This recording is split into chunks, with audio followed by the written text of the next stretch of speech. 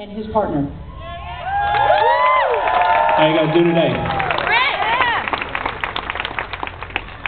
All right, I got to do this.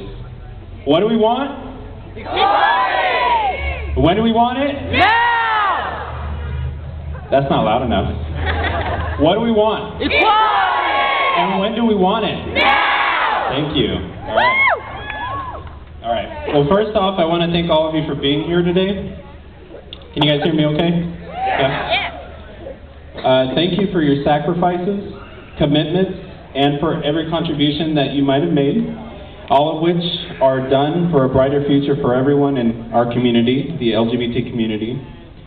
I'm sure that there are several of you here who have been on the front lines of this, what seems to be an endless battle for us.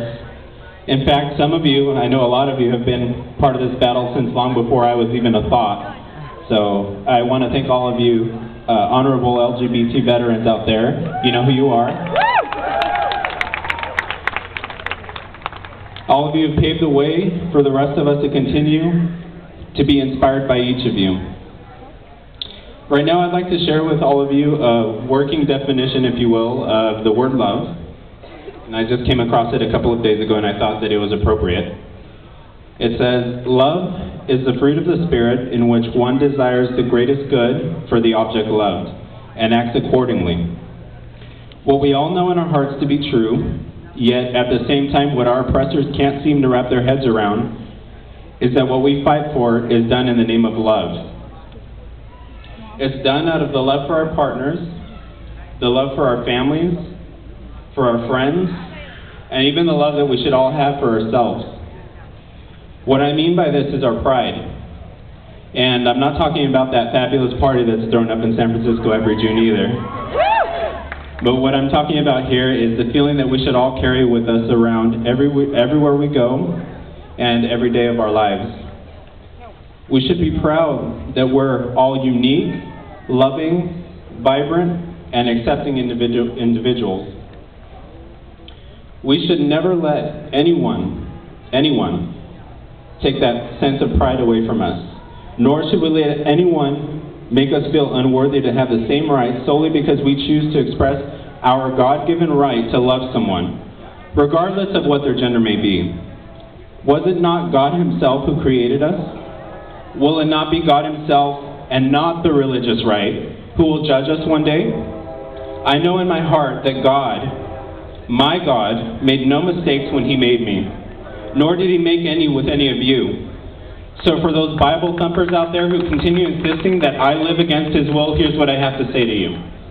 You can keep flipping through your holy book and throw any verse that you like at me, but it won't ever change who I am. Because to change who I am for your sake goes against the very thing that you preach. It would cause me to live my life in a manner that God had not intended the day that He created me. And I strongly feel that, and I hope all of you feel that way. No matter what your religious beliefs are, don't ever let anyone change you. It's not their right. Just lost it. Mike. Somebody. Oh, here we go. Keep it going. It's not right to infringe upon our rights like that. And more importantly, it's unconstitutional, and You did it again. Test. I'm confident that our courts will see it that way, yet again. So, I've been doing a lot of thinking lately, and it seems to me that there are three things that don't ever seem to go away: hate, intolerance, and oppression. If they're not inflicted on one group of people, then they're inflicted on another, and quite frankly, I'm sick and tired of it.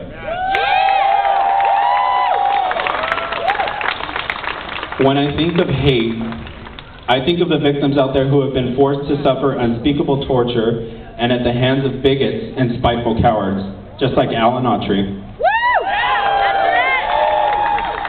And I think about all the lives that have been lost, and I ask myself, why?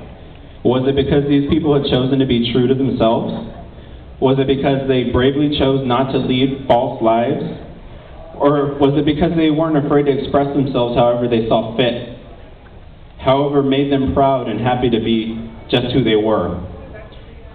There are the stories of Matthew Shepard, Brandon Tina, Lawrence King, and Precious Armani, just to name a few.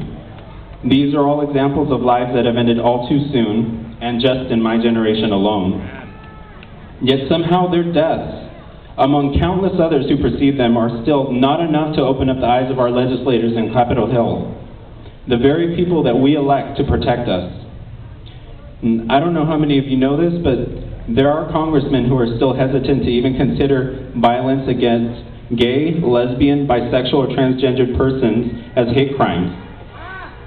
I guess that they don't think that these brutal attacks on our brothers and sisters don't quite meet that hate crime criteria. And even when the motives behind these hateful attacks are obvious to the rest of us, they need to know that this is not acceptable.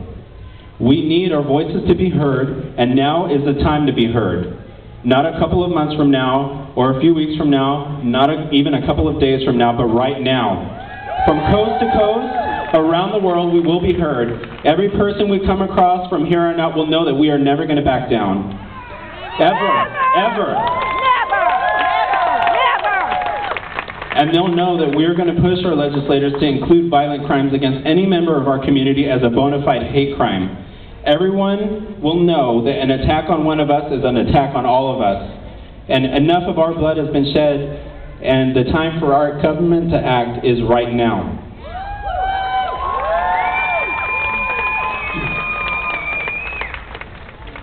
Intolerance is another huge problem that we're faced with. As you all know now, a few days ago, our very own Robin McGee was forced to step down from her position as PTO president of her son's school.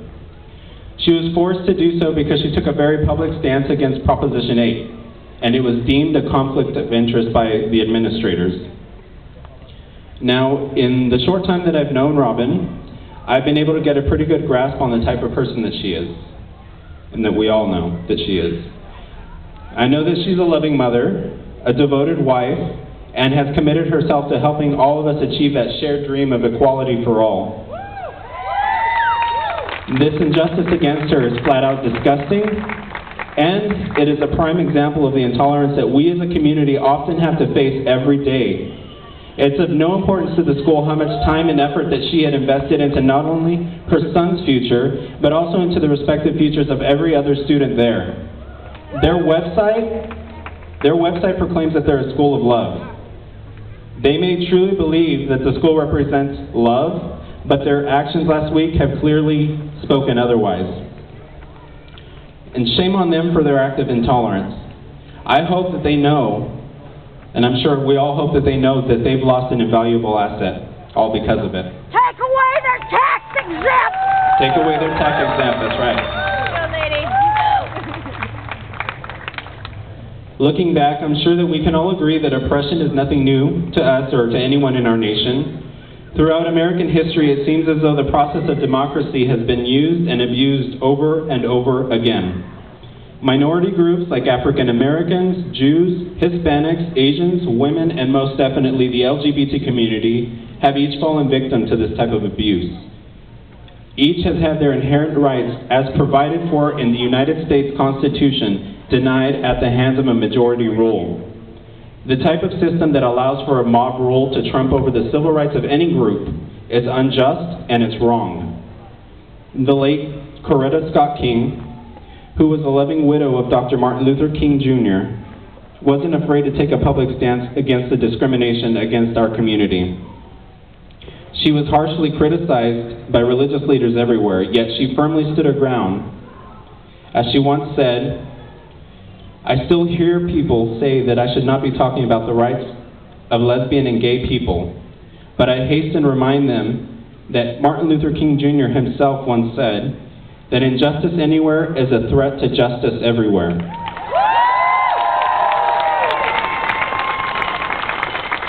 She continued to say, "I appeal to everyone who believes in Martin Luther King Jr.'s dream to make room at the table of brotherhood and sisterhood for all lesbian and gay people."